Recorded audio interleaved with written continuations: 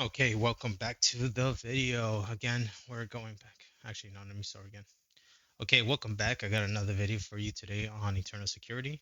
If you haven't watched the prior video to this, I suggest you do so because it gives more context to me segueing to this next point. So, with the new covenant that's been established and available for in this moment of time for the last 2,000 years or so, this is something that God has designed and intended for since the very beginning. So, biblically, marriage is not merely a social arrangement, but a covenant, unbreakable bond instituted by God. So, the first inclination we can see this is Genesis 2:24, when God formed Eve from Adam. Therefore shall a man leave his father and his mother, and shall cleave unto his wife, and they should become one flesh. So, there's a type of unity here that's so seclusive that it is supposed to be not two separate individuals or kind of like a distinct semi relationship. I don't know how to like phrase this, but essentially there's this bond that it's being united with two people. And so in this case of God and his creation, we're becoming one in that sense because obviously we don't become one flesh. Literally, it's supposed to be taken as a figurative way.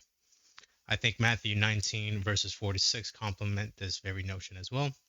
And he answered and said unto them, have ye not read that he which made them, referring to Adam and Eve, at the beginning made them male and female, and said, for this cause shall a man leave his mother and father, and shall cleave to his wife, and they shall twain be one flesh.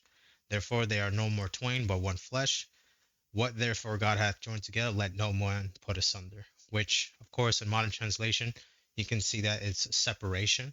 So, with that same intent that he had Adam and Eve, he does the same thing with us. God has joined us together with the Father, and no man, as you can tell, like John 10 and Romans 8, have this similar thing that no man has the authority to separate. And even with that same authority, God will not exercise whether it be the Father, Son, or the Holy Spirit um, from the love of God. We have something to actually rejoice and be grateful for. Okay. So this earthly covenant points to a greater reality, something that is much more precious and unbreakable, right? The union between Christ and his church by the death of Christ. Because obviously at the crucifixion, Christ came here in his first coming to establish his church, just like how God formed Eve out of Adam, he's forming church out of his side through Christ's crucifixion. So we can find that in Ephesians 5, verses 25 to 32. Husbands, love your wives, even as Christ has loved the church and gave himself for it, that he might sanctify it and cleanse it with the washing of water by the word, that he might present it to himself a glorious church, not having a spot or wrinkle or any such thing, which is essentially conveying like sin or iniquity at any regard, but that it should be holy and without blemish. So ought men to love their wives as their own bodies. He that loveth his wife loveth himself. For no man ever yet hated his own flesh, but nourisheth and cherisheth, even as the Lord the church. So I think that's a beautiful statement. Something to complement it will be Romans 5, verse 8. But God commendeth his love toward us in that while we were yet sinners, Christ died for us. So I just wrote this statement in which I think it's a pretty good send off for this video to just solidify this exact notion. Just as Christ would never abandon his bride, the idea of spiritual divorce is foreign to the gospel. Once united with Christ, believers cannot be severed from him.